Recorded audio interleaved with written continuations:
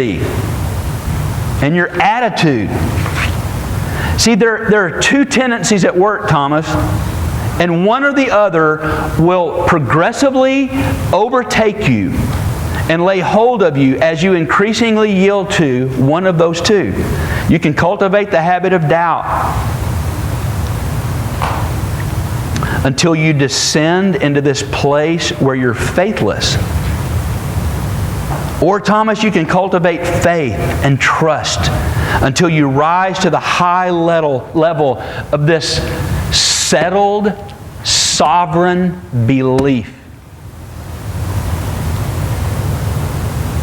Part of the blessing of faith, Thomas, is that it delivers us from the tyranny of sense.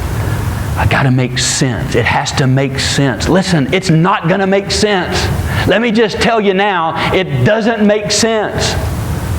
So if you're Thomas and it all has to make sense, you need him to call you apart and talk to you about faith.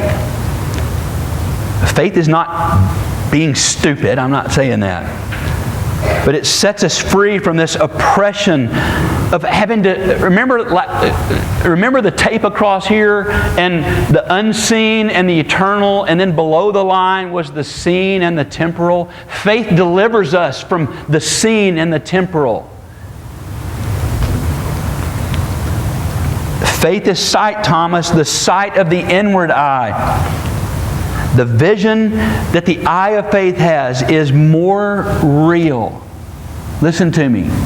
Faith's eye, what it sees, is more real, more substantial, more reliable than your bodily eye. You see, Thomas, when we trust greater things than when we look. You see more in faith than what you see when you look. I got so much more I didn't get to. I studied, I just went crazy this week. Like, I was just eating all that up. There's more. I'll catch up another time.